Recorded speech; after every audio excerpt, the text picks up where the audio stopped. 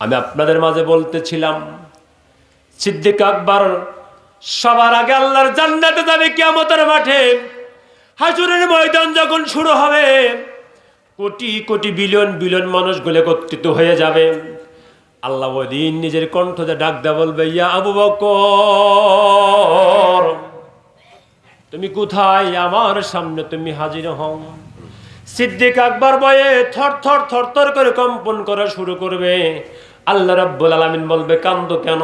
সিদ্দিক আকবর বললেন, রব্বুল আলামিন হাসরের মাঠে অগণিত নবী রাসূল পৃথিবীতে পাঠাইছিল, তারাও আছে, নবীজির অনেক সাহাবায়ে কেরাম দাঁড়াও আছে, আল্লাহর ওলিরাও হাসরের মাঠে আছে, অনেক ফেরেশতারা আছে, তাদের তুমি কাউরে ডাক দাও নাই, আমারে তুমি সবার আগে ডাক দিছো।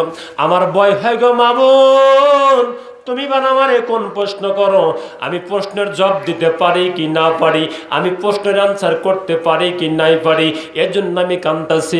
আল্লাহ ওদিন ডাক দেওয়া, আল্লাহু আকবার, শোনো গো, আজকে কোটি কোটি মানুষের ভিতর থেকে আমি নিয়োগ করেছি সবার আগে তোমাকে জান্নাতে ঢুকাইব, তবে হাসরবাসীকে আগে শোনাইব তুমি সবার আগে কেন আল্লাহর জান্নাতি হইলা।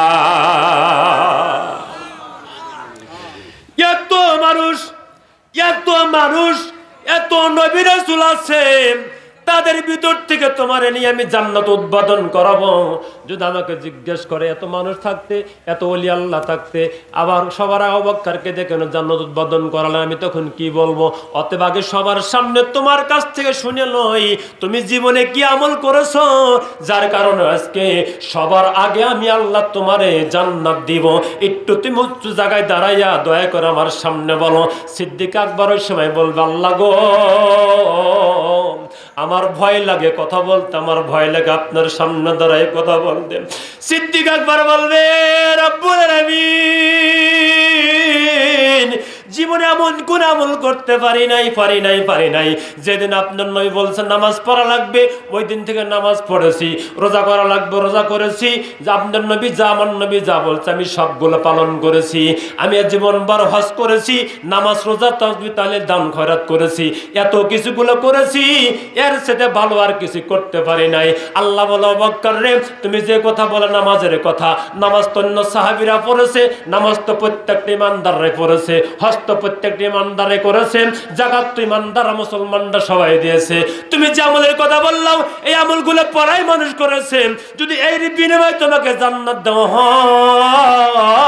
হয় তাইলে তো আমি সবার আগে সবাইকে জান্নাতে দেওয়া লাগবে। তুমি বিশেষ কিছু আমল করেছো, যে আমলটা আমার সৃষ্টি জগতে তুমি ছাড়া আর কেউ করতে পারে না। ওই আমলটা কোন আমল শুনবেন নাকি? ওই আমলটা কোন আমল শুনবেন নাকি? একটু মনটা নরম করে দিয়ে, বাবাজির আমার ভাইয়ের আমার, একটু মনটা নরম করে দিয়ে আল্লাহ রাসূলের মহব্বত অন্তরের মধ্যে একটু বসেন। আমার নবী কামলি আলাউদ্দিনকে আবু বকর সিদ্দিকের দিকে তাকায়া থাকবে।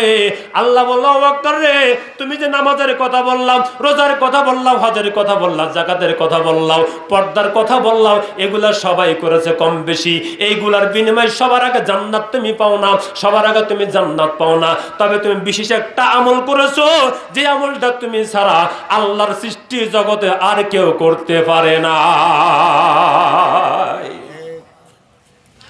ওই আমলটা তুমি ছাড়া কেউ করতে পারে নাই, কেউ করতে পারে নাই। ও আবু বকর, ওই আমলটার কথা না বলা পর্যন্ত আমি তোমার সবার আগে জান্নাতে ঢুকতে দিব না। এবার বলো চাই দেখি তুমি কি করছো বলো। আবু বকর সিদ্দিক বলবো, রব্বুল আলামিন এমন কোন আমল করতে পারি নাই, তবে আমি তোমার নবীকে আমার জানার চাইতে বেশি ভালোবেসেছি। আল্লাহ বলবেন, না না না, তোমাকে তুমি যে নবীকে জানার চাইতে বেশি ভালোবেসেছো, ওই আমার সাহাবী ওমর ফারুক বেশি ভালোবেসেছে, নবীর সকল সাহাবীরা বেশি ভালোবাসছে। ওই টাঙ্গাইলের জমিনে হামিদপুরের ওই সুম্বরণী সমিতির কাঁচামাল ব্যবসায়ী বাজারের সকল সদস্য বিন্দুরা, সভাপতি সাহেব সহ, শ্রোতা বিন্দু সহ আমার নবীকে ভালোবাসার কারণেই তো তারা আজকে আজিমুরশান জালসার মাহফিল করেছিল। ওই মাহফিলের মধ্যে তারা তো সবার আগে জান্নাতি হবে। আবু বকর রে, তুমি বলো চাই দেখি, এর সাথে তুমি আর একটা আমল করছো যেটা তুমি ছাড়া সৃষ্টির জগতে আর কেউ করতে পারে না। বলবে বলো বলো বলো। সিদ্দিক আকবর বলবো আল্লাহ আমি তো খুঁজে পাই নাই এমন কিছু আমল করেছি যে আমলের গুণে আজকে সবার আগে আমি জান্নাতে যাব। বাজানটা আমার বন্ধুগণ, আমার বাজানটা আমার বন্ধুগণ, আমার কথা বাড়াতে পারছি না, কথা আপনাদের শোনাতে পারছি না, কারণ আমার পরে যেহেতু আর একজন আসবে আমার টেনশন সেই দিকে চলে গেছে, যার কারণে আপনাদের মধ্যে আমি কোনো প্রকারের গভীর কথাগুলো এখানে প্রমাণ পেশ করতে পারছি না। সিদ্দিক আকবর বলবো আল্লাহ, ও আল্লাহ আমাকে তুমি দয়া করে মাফ করে দাও, আমাকে তুমি জান্নাতবাসী করে দাও। আল্লাহ বলবে জান্নাত তোমাকে সবার আগে দেব, কিন্তু বলো বলো বলো, সবার উপরে দাঁড়াইছো, এবার একটু দয়া করে বলো তুমি জীবনে কি আমল করছো ওই আমলটা আর কেউ করতে পারে না।